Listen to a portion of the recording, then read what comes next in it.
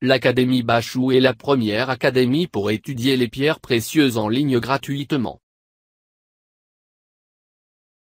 1. Nom de l'ambre.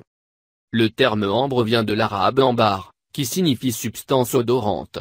Introduit par les Espagnols, le terme se rapportait en fait à la sécrétion intestinale aromatique du cachalot, qui était utilisé autrefois comme ingrédient dans la fabrication des parfums. C'est une acception que le mot ambre possède encore en français aujourd'hui. Ces deux substances sont rejetées sur les côtes et dégagent une fragrance agréable lorsqu'elles sont réchauffées. Par ailleurs, l'ambre gris était également utilisé pour la fabrication de bijoux. 2. Composition chimique de l'ambre. Puisqu'il est formé à partir de résine de conifères, l'ambre est classé comme une pierre organique. Cette classe comprend toutes les pierres qui sont nées d'organismes vivants ou en sont extraites. Il faut rappeler que cela prend un temps très long pour que la résine d'arbre soit transformée en ambre, et, comme dans le cas de nombreux autres processus naturels, nous ne comprenons pas encore très bien le déroulement de cette transformation. Pour que la résine devienne de l'ambre, un processus appelé polymérisation moléculaire, l'association entre elles deux molécules formant un produit plus complexe, ainsi que l'évaporation d'huile et l'action de la chaleur et de la pression sont nécessaires. La résine d'arbre durcit immédiatement après avoir été sécrétée, et trouve des applications multiples. 3. Origine de l'ambre. Avec environ 2/3 des réserves mondiales totales, l'ambre de la Baltique couvre 90% de l'ambre employé dans la fabrication de bijoux et dans le secteur décoratif. L'ambre de la Baltique se rencontre en Allemagne, au Danemark, en Suède, en Finlande, en Estonie, en Lettonie, en Lituanie, en Pologne, en Russie et en Ukraine. Ces sites se sont formés il y a environ 50 millions d'années, lorsque la résine provenant des forêts de la presqu'île scandinave s'est amassée dans la région. C'est la ville portuaire russe de Kaliningrad, anciennement Kao-Tremanisberg, qui est le centre incontesté de l'ambre de la Baltique. Les ordres de chevaliers allemands, qui avaient fait de la ville leur siège au XVe siècle, exerçaient un contrôle rigoureux sur la production d'ambre européenne et infligeaient impitoyablement la mort à quiconque entrait en possession d'ambre de façon illicite.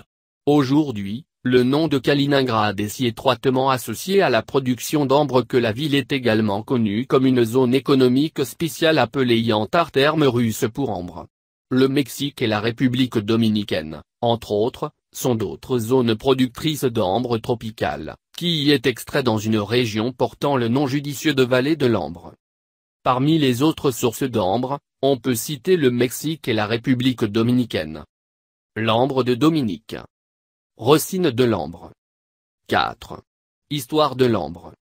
En raison des liens qu'on lui attribuait avec le soleil, l'ambre était autrefois considéré comme une lumière magique qui guidait les hommes vers l'au-delà. C'est ainsi que les Grecs appelaient l'ambre électron, ce qui signifie fait par le soleil. C'est parce que l'ambre se charge d'électricité statique lorsqu'on le frotte que notre terme moderne électricité a été formé à partir de son nom grec électron. C'est également en référence à ses pouvoirs électrostatiques que l'ambre était appelé par les Perses carabes, ce qui signifie qui attire la paille.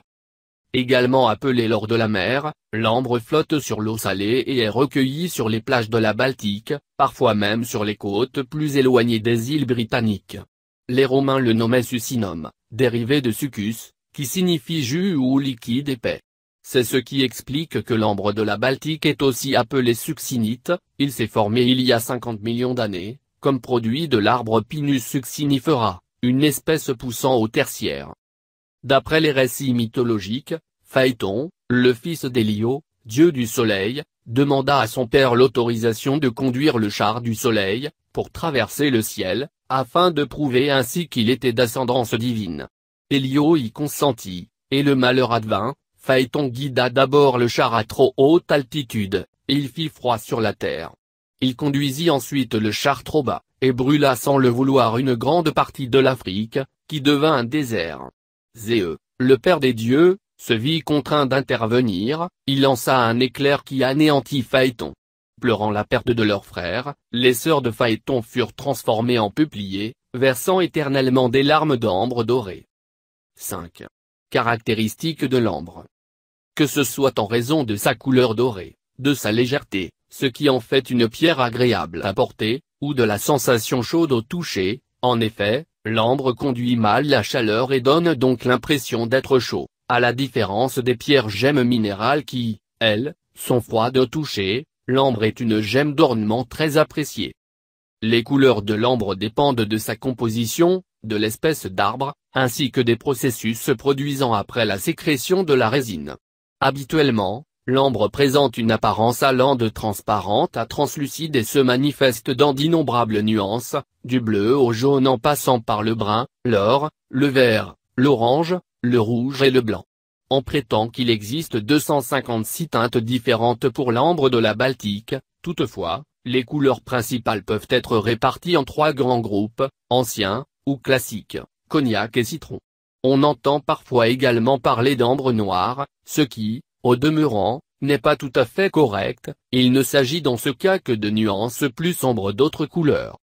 L'ambre contient fréquemment des imperfections naturelles et des fissures étincelantes, de même que des inclusions préhistoriques, graines, feuilles, plumes ou insectes entiers. Un morceau d'ambre renfermant des insectes dont l'âge remonte à des millions d'années n'est pas seulement une pièce de collection, c'est aussi un moyen inestimable pour les paléontologues et les généticiens de plonger dans le passé. 6. Entretien de l'ambre. L'ambre se nettoie à l'aide d'un chiffon humide. Cette gemme organique doit éviter au maximum tous les produits chimiques pouvant altérer sa beauté. L'ambre. 7. Variété d'ambre. En dehors de l'ambre doré de Russie, bien connue, il existe aussi une variété verte, qui présente un mélange de couleurs orée vert forêt. Nous proposons également depuis peu de temps de très belles gemmes bleues et rouges provenant également de la Dominique.